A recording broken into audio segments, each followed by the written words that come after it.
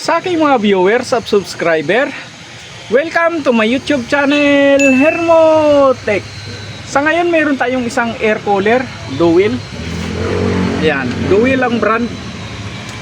Walk-in lang ito rito at ang pinaka-complaint nito ay ayaw magtuloy yung power niya. Pag in-on siya, parang hindi siya nag-on, namamatay raw siya.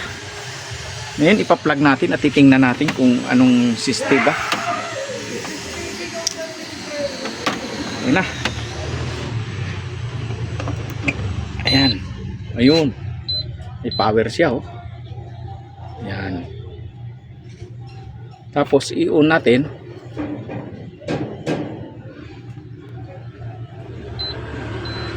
Ayan. Ayaw magtuloy. Ayan na oh. Nagpapakita lang yung pinakaano niya. Signal. Oh, kahit tuloy-tuloy na press. Ayan. Ganyan-ganyan lang siya. Ayan. Pagka ganyan, check natin yung kanyang power supply. Kung sakto ba. Parang kinakapos ng voltahe pagka ganyan. Ayan lang at bubuksan na natin to. Ayan na siya. Nabuksan ko na oh. Ayan. Ayun. Dewell. Ngayon tatanggalin natin yung pinaka-board niya. Hindi pa natin alam kung good ba yung kanyang mga blower o ano dahil ayaw siya mag-on eh. Tanggalin natin yung pinaka main board nito at check natin yung mga supply dyan.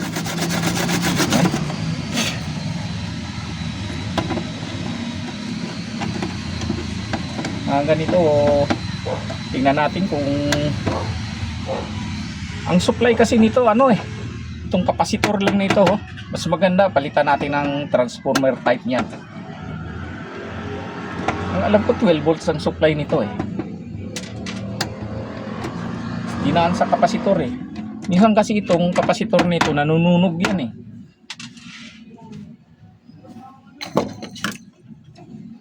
Maganda yung transformer.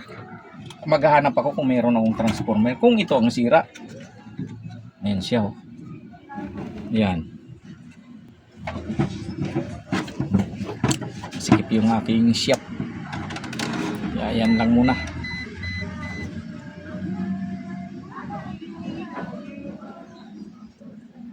Ito. Bakit may putol ng wire dito? Saan ang galing to? Ito.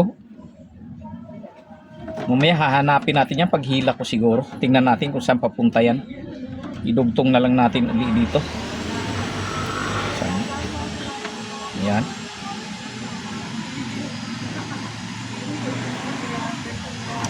Alisin natin itong pinaka-board nya. Teka. Mamarkingan ko muna. Nasaan na yung aking pintel pin dito? Nawawala na.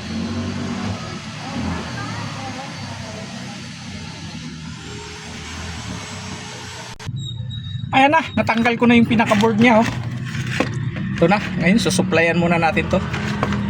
Titingnan natin kung anong problema nito. Ayan. Tapos pa-plug natin sa outlet. Ayan lang siya oh. Ayan. Tapos saan yung on niya? Ito. Ayan oh. Ayaw magtuloy. Umiilaw to pero ayaw magtuloy niya eh. Ayan oh. Ayan, may regulator siya rito. Ito 7005. Ibig sabihin 5 ang nilalabas nito. Ngayon itis natin yan kung nandyan ba yan.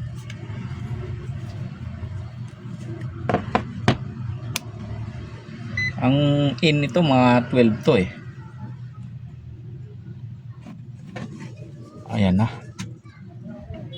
Kikita pa. Iusin muna natin yung ating tester. Yan. Ayan.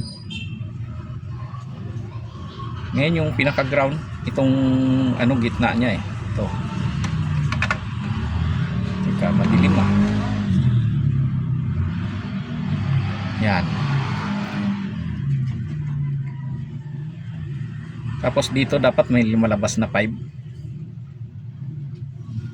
4. Bago-bago pa. Tapos dito 5. 5 ang sinusuklay, mababa. Tapos dito 4. Ngayon i-on natin, titingnan natin kung babagsak yan. Steady ko lang to. Yan. Tapos i-on ko. Ayan. Bumabagsak sa to. Ayan, oh. Tapos yung in naman niya, tingnan natin kung 5 volts lang to eh. Tingnan natin kung bumabagsak. Ayan. Bumabagsak, nasa 3. Ngayon ang posibleng sira nito ay itong ating ano. Itong ceramic. Ito lang naman nagdadala nito eh. Teka. Mayroon siyang 47 ohms. Tapos itong kanyang filter 25 volts. Tapos 470 UF. 12 volts nga ito. Ayan na, naisalpak na natin. Pa-plug ko na. Ayan. Ayan, oh. Ayan. Ayan, tingnan natin kung nagbago ba yung supply.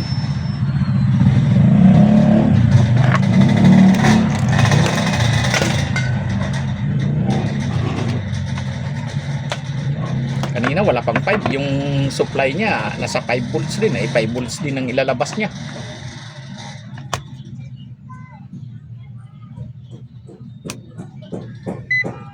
Yan. Ground natin yung isa. Dito muna tayo sa supply niya. Mayroon siyang 10. Tapos dito sa labas, ayan, mayroon na siyang 5. Ngayon i-press natin yung power. Saan ba yung power nito?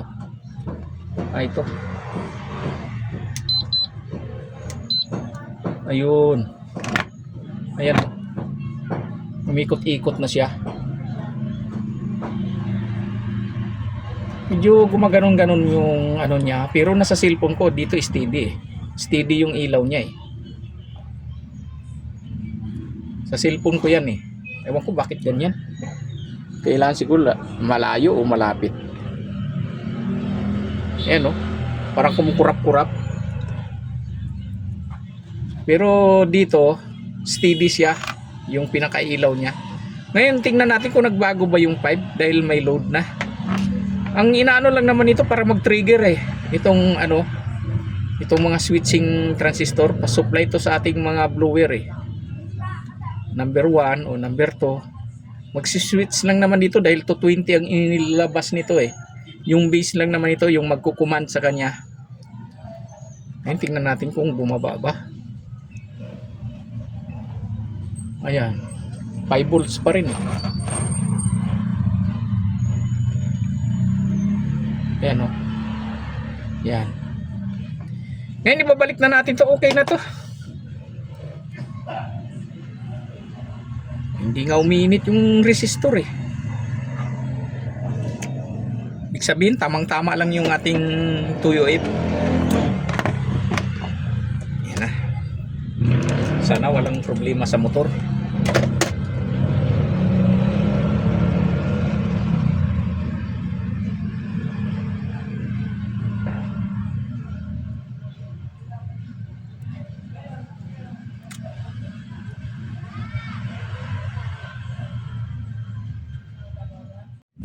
Ayan na, nagpalit nga pala tayo ng resistor kasi kinalawang eh.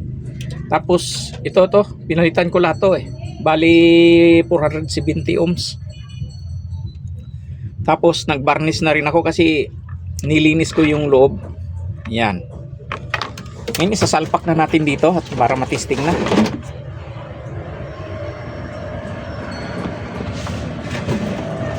Teka, ayusin natin yung ating camera.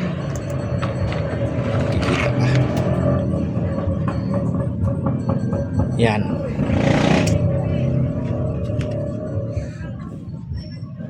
Sana.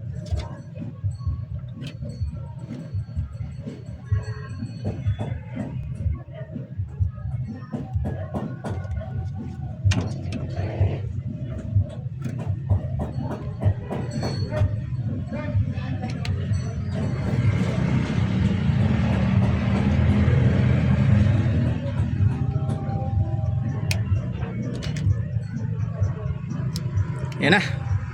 Ito yung kanyang blower. Yan. Sana yung ating ito.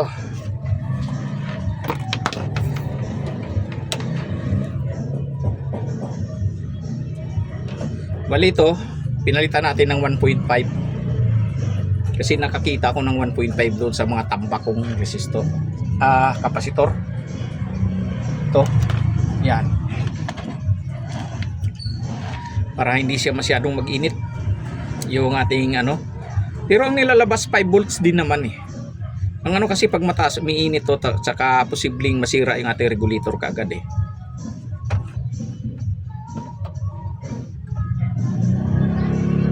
Ayan. Yan, ipa-plug ko na. Ayan. Ayan siya oh. Ngayon, nasaan na yung power nito? Ito. Ayun, umiikot na oh. Ayun. Umiikot na siya. Yung ating blower. Tapos anong setting nito? Nasaan ang... ito cool.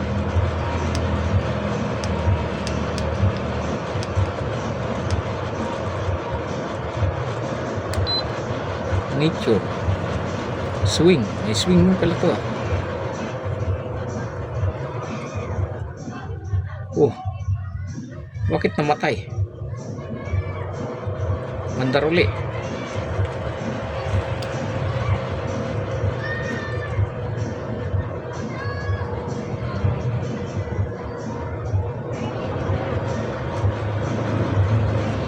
Teka. Saan niya yung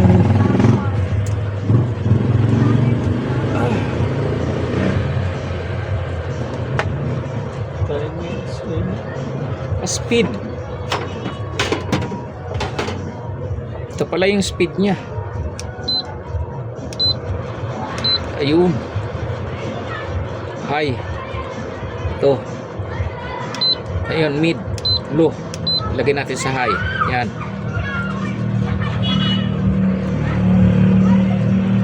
Bakit humihina, lumalakas? Baka may problema na yung ating blower ah. Ayun oh. Parang may problema na yung kapasitor nito ah.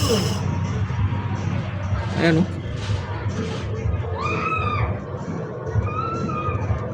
Check natin yung kapasitor ng motor. Ayan. Kasi dito switching lang naman to rito eh.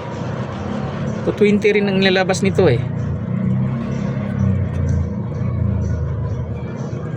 Ayan oh. Walang kinalaman yan dito sa supply niya eh. Sinusuplayan lang naman ito itong ating ano IC. Once na naibigay niya na, dapat tuloy-tuloy na yan eh. Ngayon ang low nito ay ito, low, high. Naka high tayo. Check natin yung supply natin kung 220 volts ba. Sanay na akong tester.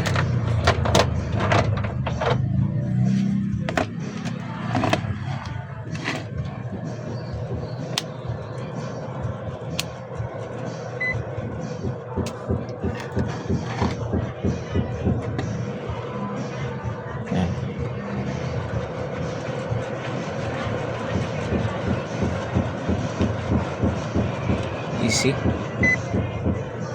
Ayan, easy tayo. Ground. Ito yung ground niya eh. Ayan, okay naman supply niya eh.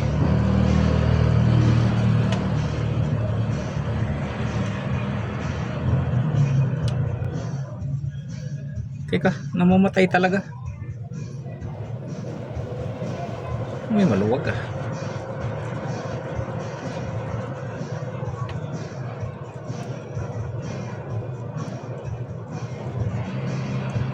222.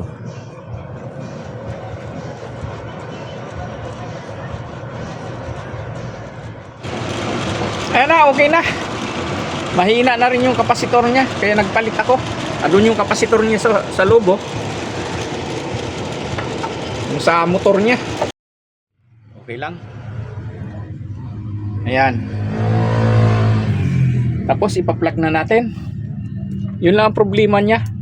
Power supply. Ayan. On. Ayan, okay na. Ayan, oh, kumukurap-kurap yung ano niya. Ewan ko bakit sa cellphone to. Ilan siguro ilayo. Pero dito steady. Bakit kaya ganyan?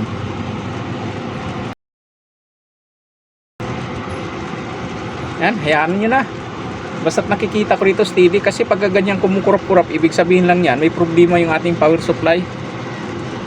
Pero normal dito eh. And lahat, maraming salamat sa inyong panonood at sana nagkaroon kayo ng idea na ganyan pala pagka halimbawa pinakapos ng supply ay check nyo lang, ayaw siya magtuloy, yun, kapasitor lang. Ayan lahat, maraming salamat sa inyong panonood and please like, share and subscribe to my YouTube channel for more upcoming video. Thank you.